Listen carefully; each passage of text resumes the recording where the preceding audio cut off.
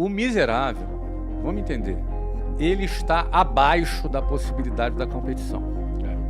Vamos entender, não adianta a gente achar que o cara vai conseguir. Não dá pra falar, é mentalidade positiva. O cara que não, o cara não está abaixo, né? O cara não tem almoço. Ele está abaixo. É muito importante a gente deixar claro que tudo que nós estamos falando aqui é para um cara que está pelo menos ali um pouquinho abaixo do zero. Não pode estar muito abaixo. O cara que consegue acompanhar um podcast, né? Vamos dizer assim também, né? O cara que tem comida. O cara conseguiu ir numa escola pública e o cara conseguiu se alimentar de forma simples. Eu, por exemplo, entrei num restaurante pela primeira vez com 20 anos de idade. Com 20 anos de idade eu entrei num restaurante pela primeira vez. Não é possível. Tô te falando, cara. Você nunca tinha ido num McDonald's? Não era a cultura da minha família. Tipo, em casa. Cara, McDonald's pra mim era aniversário, cara. Era tipo assim, pra mim também. No meu aniversário eu ganhava um McLanche feliz. Era isso. Meus pais se esforçaram muito pra mim, cara. Isso eu tenho que agradecer demais. Era isso. Andar de avião, depois que eu comecei a trabalhar. Eu dei com o Thiago. Foi a primeira vez comigo? Olha aí. Internacional também.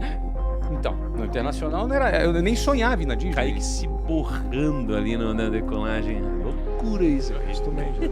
Mas assim, eu tava numa condição que eu podia lutar, entendeu? Sim. Então assim, vale isso. Então, é a decisão de sair da boiada. 99% de quem nos assiste aqui está enquadrado no público-alvo que a gente está falando. Certeza. Porque ele tem internet, ele tem celular, ele deve ter um emprego, ou se não tem emprego, vive com os pais. Por isso que às vezes eu acho até assim, quem está assistindo a gente geralmente não tá nessa situação de extrema pobreza. Aí a gente dá o argumento... Mas pode estar no ônibus. Pode estar no ônibus, Isso. perfeito. Mas existe mobilidade para quem está nessa classe social. É mais difícil, mas existe mobilidade. Então, a mobilidade social, vamos falar de números aqui, para quem está na pobreza, tá? Nem extrema pobreza. Onde você está. Em geral, leva-se 9 gerações para se chegar na classe média. Na média, estatisticamente, 9 gerações. Então você já é exceção, Kaique. Você já é exceção. Não é? Então, o que acontece? São 9 gerações. Imagina que são 9 gerações? É muita coisa. Agora, o cara que está ali na média, vamos lá, ele tem que questionar. Se ele não questionar, daqui a 40 anos ele vai estar lá. Se ele se questionar, aí ele talvez tenha coragem ou não de sair daquela linha de montagem. Aí começa a funilar. Aí quando ele tem a coragem, ele vai ter que vencer o próximo obstáculo, que é a pressão de familiares, de amigos do seu ciclo de relacionamento. Nós temos a necessidade, o ser humano em geral tem a necessidade de ser aceito pelos seus peers, pelos seus próximos. Então, se você se vê reprovado por todo mundo, é como se o seu cérebro pensasse, peraí, cara, será que tá todo mundo errado e eu tô certo? Você se sente reprovado, você se sente errado.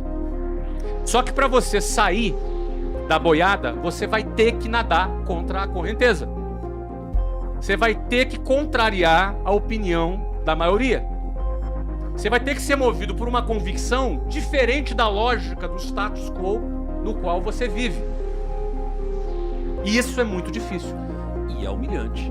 E é humilhante porque estatisticamente vai dar errado até dar certo. Exatamente. Então assim, vai dar errado consecutivamente até dar certo. Você tem que ter muita convicção. Enquanto estiver dando errado, todo mundo vai te humilhar porque a opinião de todos é que o que você está fazendo não faz sentido. Então você vai ser humilhado do começo até...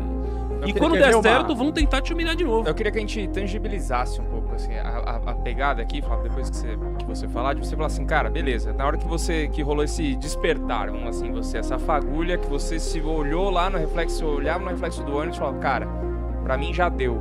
O que você fazia, né, e o que você começou a fazer pra, tipo assim, velho, né, porque às vezes a galera distorce um pouco isso e fala, então eu tenho que virar empreendedor, não, cara, qual foi a plantação que começou ali para entender, para sair disso? Tá. Minha primeira atividade que eu fiz, minha primeira iniciativa que eu fiz, eu tinha um relógio, era um relógio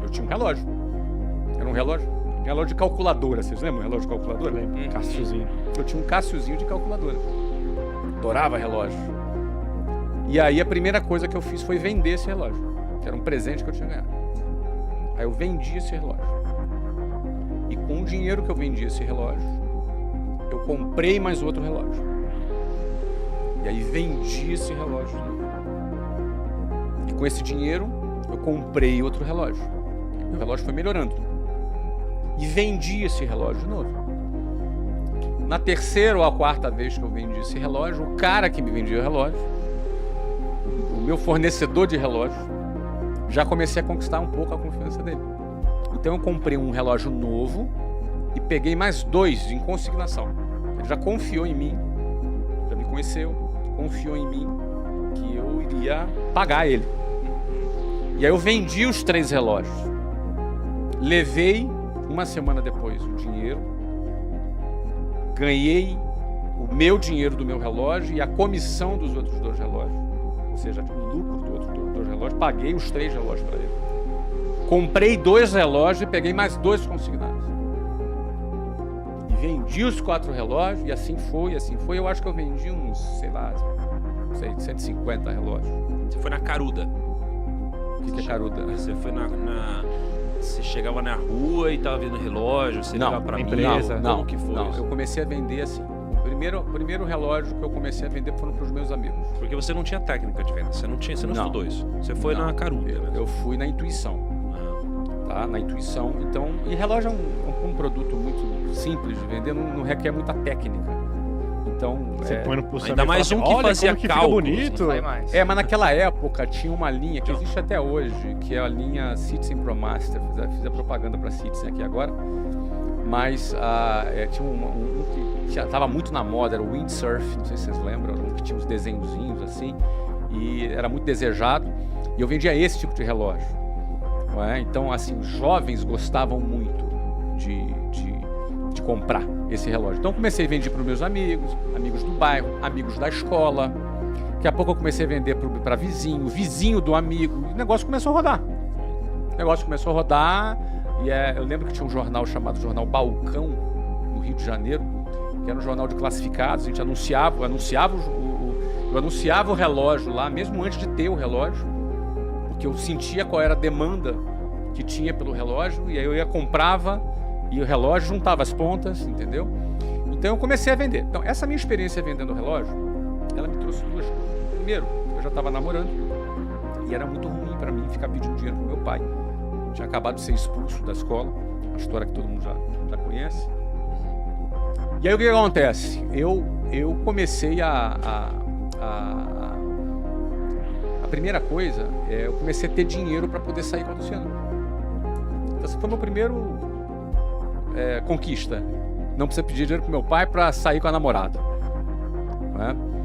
Depois, num segundo momento, quando eu comecei a vender com um pouco mais de escala, eu fiquei vendendo relógio por um ano. Não sei se eu vendi 10 relógios por mês, talvez, em média.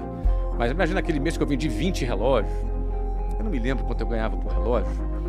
Mas, aliás, eu tenho vou ver se eu acho aqui enquanto eu falo. Eu tenho aqui uma prestação de conta dos meus relógios vendendo. Achei esse dia na minha agenda, né? Que isso.